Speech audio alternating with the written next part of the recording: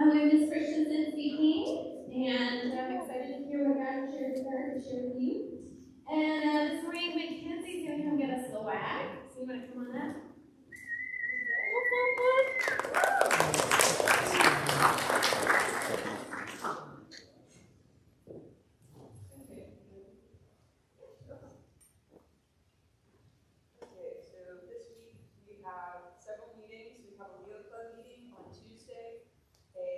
Council meeting on Thursday, and a JSA meeting also on Thursday, and an FCA meeting on Friday. I believe that's home, and we have our first high school volleyball game that's home on Tuesday, so come out and support us. We also have a game on Thursday. And the first football scrimmage is this Saturday at 9 a.m. versus Grafton Castle Hills, so come out and support the football team.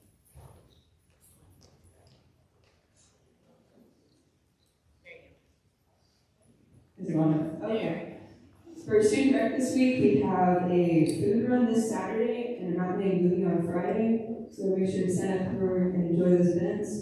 And then next, not this Wednesday, but next Wednesday, is See You at the Fall. And the theme for this week, or for this year, is Return, Restore, and Revive. And the JSA meeting on Thursday, I think it's focused primarily for seniors, and it's about voting registration. So make sure you all attend that. And for the Leo Club, there's Love to Draw. So for over 3 decades, the Lions Club around the globe have been sponsoring a very special art contest in schools and youth groups, creating peace posters that give children everywhere the chance to express their visions of peace and inspire the world through art and creativity. The deadline for this is October 20th, and you're supposed to turn them in at the Leo meeting. If you're interested in entering, please email Ms. Rose.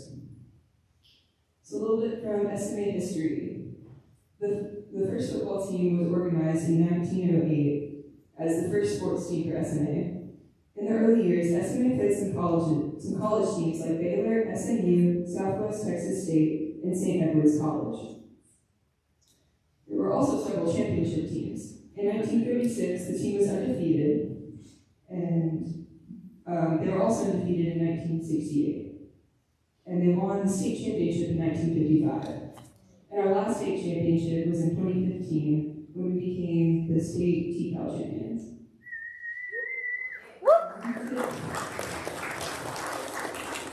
Great job. Okay, we do have a few birthdays this week. Sorry, both of these were for Wednesday, but Sophia Bear is Wednesday. Where's Sophia? Happy birthday, Sophia. All right, and then also Mrs. Joanne Ortega. I believe she's in the red, so hers is Wednesday as well. All right, well, Emily is going to lead us in the song this morning. This is first in reflection. Ms.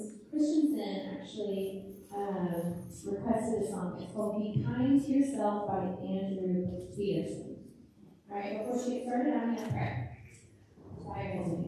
Anyway, Father Lord, we thank you so much for this morning. We thank you for the newness that comes with every Monday morning. And I pray for each one of these students as they go into the week that you help them in their preparation and with their classes, their studies, their extracurriculars. God, be that wind into their sail. And so, Lord, I pray that you open our hearts and our minds this morning to receive you. I pray that you give Ms. Christensen the words to speak directly to our hearts as the Holy Spirit can do. So, Lord, we love you and we praise you. It's in your holy and precious name we pray. Amen.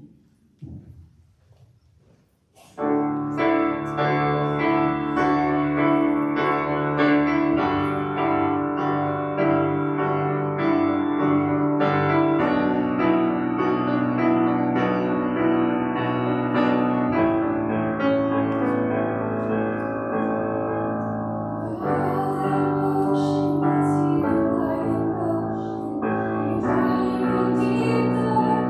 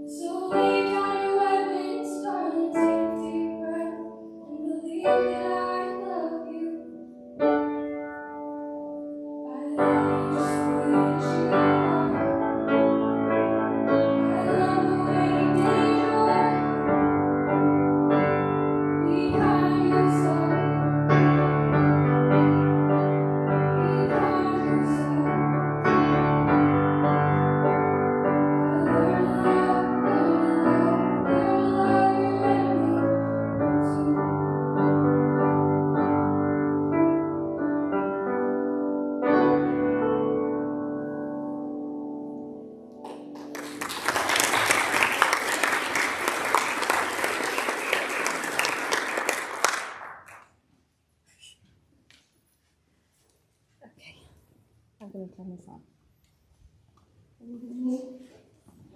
Okay, I have to get my supplies. This is my carrot. You ever do something for a treat? Yeah. This is mine. Okay. And that's to get thirsty because I'm not allowed to have that. So I'm here to talk to you today about overcoming loneliness. A sweet friendship refreshes the soul, and I'm going to share with you about a friend that I have. But before I do that, I want to tell you that this presentation right here, this me standing in front of you, is one of the most uncomfortable things I've done. And so at 2 a.m. on August 28th, I woke up. I was wide awake. And God put something on my heart. And I was like, no. I've sat here and I've watched you guys, and you're beautiful people, don't get me wrong. But I'm not a people person. I'm very friendly, but I'm an introvert. My hobbies are knitting, reading, and hiking. Pretty much anything that doesn't include people.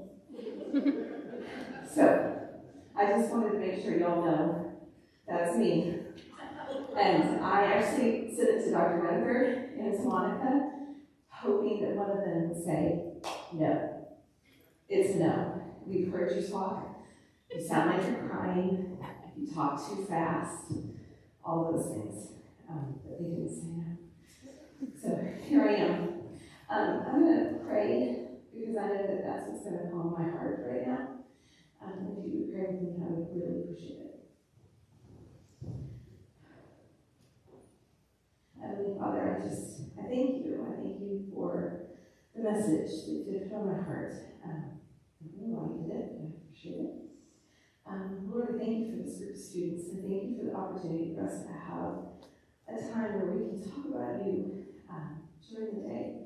What a beautiful experience that is. It was actually the first thing I experienced when I started at SMA, and the joy of being able to lift you up. Lord, I just ask that whatever this message is that you put on my heart, that it would reach the ears of the people that need it. And just help me to speak with relevance, and that it be your words, not mine. In Jesus' name, amen.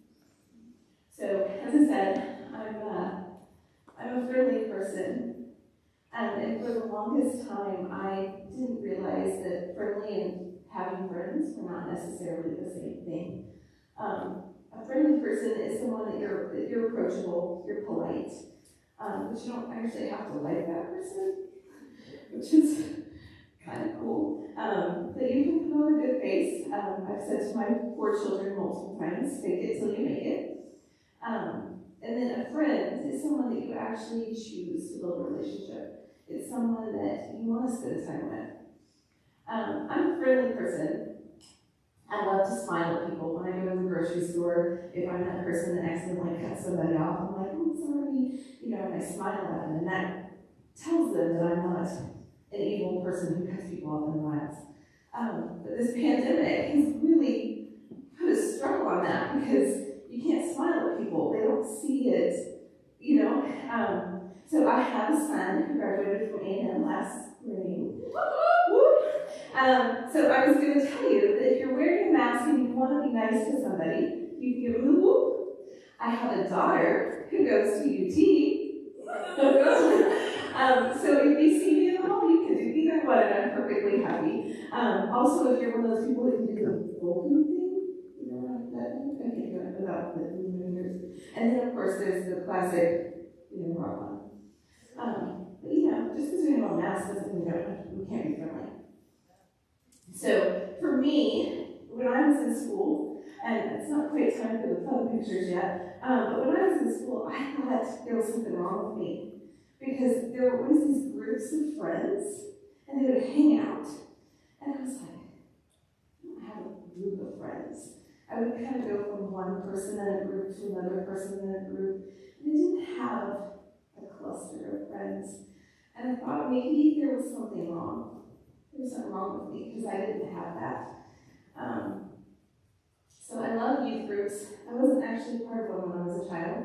I became a part of one when I became an adult. They love you for who you are. They don't see you in the classroom.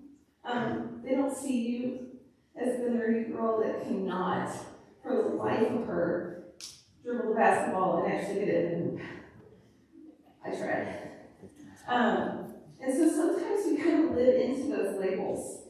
And I know for me, I did. If you look at the little girl on the left, I had some pretty fun looking teeth. I had the braces in the middle. I had some fun hair.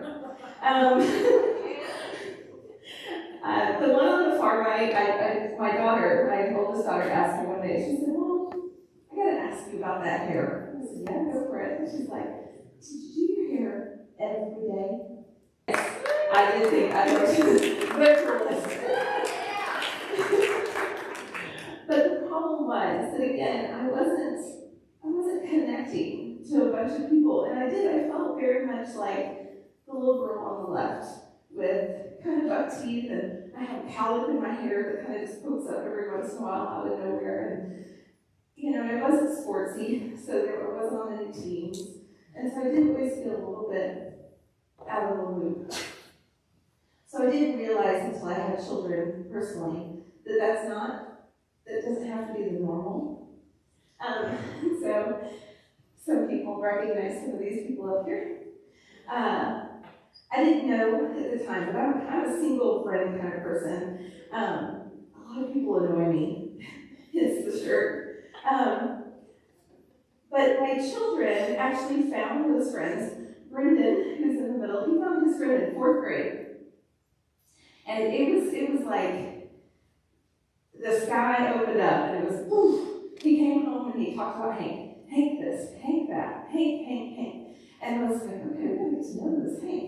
And if you don't know it, his mom's here. Where is she?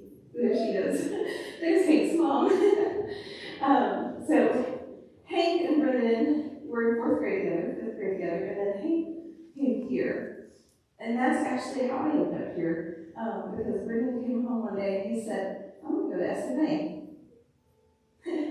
That's cute. I was like, yeah, okay, whatever, dude. And, well, anyway, God had a bigger plan than I do. And so he moved us here. Keston is over there with her Taylor. They met in their 7th grade year. The one down here where Keston is sitting, that's actually McKaylee. And McKaylee has been around since Athena was about 6 weeks old. She is now my future daughter-in-law, which is super cool. But she has been my mission trip buddy, and she and Keston are very close. And so there's the girls and the boys, and their travels and their fun. I just say those things that are on their heart. And I'm kind of looking at these, I know you know what I'm talking about. Guys, trust me, there's those connections that you make. I guarantee it.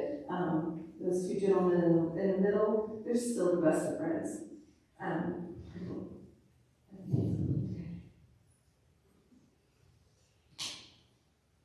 But what I know about those friends that are up on the screen right now, those are friends that have made my children better at being them. They're good friends, and they hold each other accountable, and I love that. I may have come off my schedule here. So we sat down next to each other in English, and we just looked at each other. You know the look, that one where you look at the person and you just kind of up and down, and she looked at me, up and down. And I have to be honest, the fact that we stayed friends, or that we became friends even, is a miracle, because I could not say her name to save my life, which is ridiculous, because it's Ray Ann. But the way she would say it, because she'd just say it really fast, she's like, my name's Ray Ann. I'm like, what?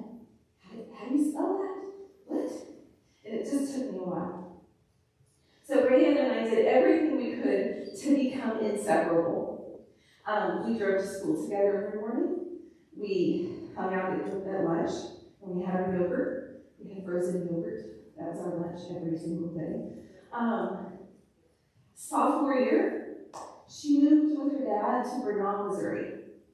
And I, to this day, think that our parents actually decided to move us back because this was back in the day whenever you used a landline, and they had these things called long-distance phone calls, and we didn't stop talking.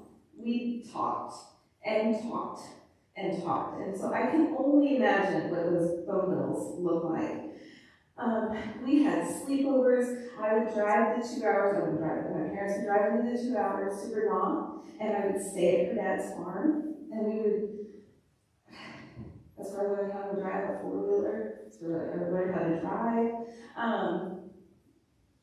We would go camping with our cute little cassette player. It's a little pink one. It's really great. Anyway, suffice to say, we did everything together. There really wasn't a day that we weren't together, except that sophomore year. Her junior year, she came back, and again, we became inseparable. One more fun story. We have 2 fun stories that I'd love to share with you. And one of them was when we were in Vernon, we actually went camping, and we had a tent. We were so proud of ourselves because we were so rugged outdoor girls. We had driven our 4-wheeler out there. We had our tent. We pitched our tent and got inside of it and ate our Cheetos. And we had zipped it up, and it started to get dark. And as it started to get dark, we saw this thing out in the distance.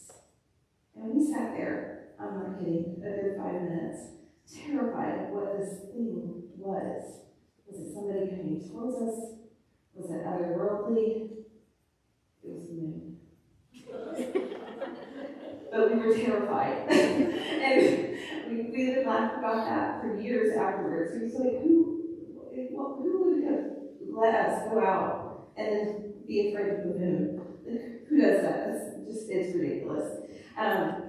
One of my favorite rain stories was the time, and I'm going to say this very carefully, that we snuck out. Because we wanted to feel the grass on the golf course across the street from our house. It looks so soft, right? I mean, it doesn't even look like it's real grass. And so we had laid there and we had talked and chatted and we're like, we just sneak out and walk across the street. We weren't going anywhere, and we're just gonna feel the grass. We're just gonna go feel the grass. And I don't know why. Don't ask. Ladies, am I right? The things that girls do when they sleep over at people's, it's just silly. It's silly. Anyway, so we snuck out. I had on buttonfly jeans, won't forget this anytime soon, because she was on the other side of the window, she's pulling me out, and my jeans are going all the way out the window. Miss Judy has had to have heard every bit of this, because her mom, she had to have heard us. We were like, yeah. So we snuck across the street, we get over there, and I'm down on the ground, feeling that grass. That was that's what I wanted to be. I was feeling that grass. All of a sudden, right in. She pokes me first. What's that? She's like, right over there, do you see it? And I kind of look up, and sure enough, on the side of this tree is this big lump. Is that a man? I was like, is that a horrible, killer? And she's like, yeah, it is. And so she grabs my hand and we hightail it back. And she was apparently the track star, because I honest to goodness think I was flapping in the wind behind her and she was just dragging me. We got back to the house, and of course had to go back in the same way we came out. And we went to bed. And we got up the next morning and we went to see what that was. Because it had to have been gone, right? It's going to be gone. Because it was a killer. He was out there, he was ready to kill anyone who came and looked at the grass. Which, by the way, the grass was really soft. Anyway. I'll tell you what it was in just a second. Suspense. And shaking hands. Okay. It was a very very, very deformed tree. A big lump on the side. Anyway, so fast forward beyond your age. The next page, I think, shows you, yes. Rand and I were at each other's weddings. She was my maid of honor. I was her maid of honor. And then we waited. We both waited several years before we had children. I had Brendan. A year later, she had Benjamin. A year later, I had Keston. You get it? A year later, she had Claire. And that's the four in the middle, the adorable ones right there. The two in the middle that we're holding. One of them goes to school here. So we both waited several years, and then I had Zachary. And then a month later, she had, that was the way we did things. And then I had, strike that, she had Audrey. And then about 6 months later, I had Athena. And we would go to the zoo. We would go back to Missouri. We would go to the zoo. And we looked like a daycare. Because we would just be like, oh, let's go, kids. Which both of us had gone into education, so it wasn't really outside of the lines for us to have that many children and keep them coming. Well, then, there's this little bitty guy down there in the 2017 picture. His name is Joe. And she called me one day and she said, guess what? And I said, no. And she said, guess what? And I said, are you having another baby? She's like, yeah. And my kids, all four of them looked at me and they're like, no. So we have 9 children altogether, and we still hang out with them. They are the Halifax cousins, as we like to call them in our house. I have to be honest, Rand and I had great plans for a while of trying to marry a couple of them off to each other, because we're like, what better way? I like their mother, so there's that. But fast forward a few years after Benjamin, and I got a phone call. I was in my Bible study, and Rand called, and she said, I need to talk to you. I said, okay. I was like, you're not pregnant again, are you? She's like, no. And I said, okay. She said, I have leukemia. And I was like, oh. And I was so grateful in that moment that I was at my Bible study, because she was in Missouri. I was in Texas. I couldn't get in a car and just drive. I couldn't get on a plane and just fly in that moment. What I did do, though, is I went home and I told my husband. And he said, what do you need to do? And I said, I need to go, and I need to be with her. I don't know what she needs me to do, but I need to go, and I need to be with her. And so I did. I flew to Missouri, and I spent a week. And my glorious job was making sure she didn't swell when she would get her medication, because she had experienced an allergic reaction to one of them and had started to swell. And so she would sleep, and I would watch her. I would stare at her while she slept, which was a little weird, but we were cool. And she slept, and I made sure she didn't swell. So I'm going to go ahead and switch gears for just a second, and that is that I'm a friendly person, and in my friendly moments, God has really put some people in my life who have held me accountable. They've made me smile. Hopefully they'll make you smile as well. The top left is my sister-in-law. We've been hanging out with each other since I was, 19, because my husband and I met about then. Of course, you can see Miss Carla, and Mrs. Howe, sorry, Coach Roberts, and Mrs. Howe, I apologize. And my lower school friends, down here is with Haley, and then over here on the corner is my former pastor's wife, Rachel, and she and I just developed some pretty close relationship as well. But I'm going to tell you, these are all friends that I have that I can share the heavy stuff with. God's put them in my life. And no, it hasn't been a Rayanne friendship, right? I don't know that you can, at this point. I don't know that any of them are going to be able to go four-wheeling with me in life. And you don't even know it. He's kind of just standing in front of you and helping you. Sometimes we kind of try to step over, right? Like there's a stumbling block.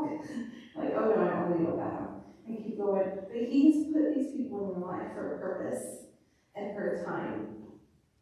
And I want you to know that you have those friends, but also you have us, your teachers. No, I'm not the cool girl with the really big hair anymore. I'm the mother of 4 kids, and so when you come and you talk to me, you're talking to somebody who's can look at you and go, oh yeah, I've been there. Oh yeah, I've seen that with my 22-year-old son or my 13-year-old daughter, my books in the middle.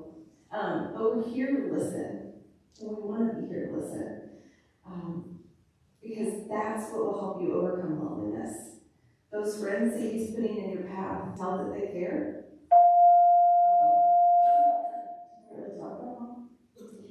I'm sorry. In finishing, this is actually the finish. This is the original selfie, friends. This is before they had cameras that did that, and so we hold the camera here, and we got this beautiful picture, and it sits on my dresser. Rayanne has gone to be with the Lord. She succumbed to leukemia on May 25th.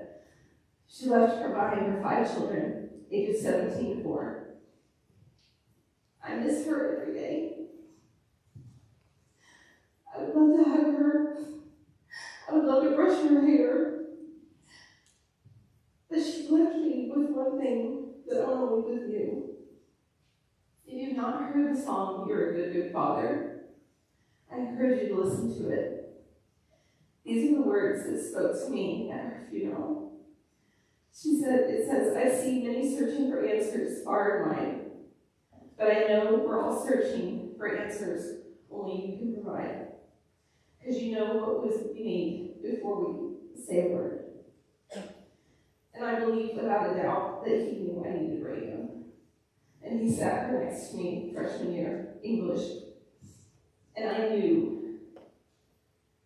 know that she was put there for me for that reason. Because I'm not a person who shares a lot. I don't like a lot of people. But she really helped to provide a voice.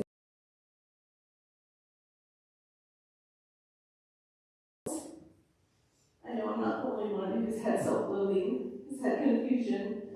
And so I would just encourage you to let those people in and let them help you when you're upset with yourself, because they want to do that. Let's give it a try.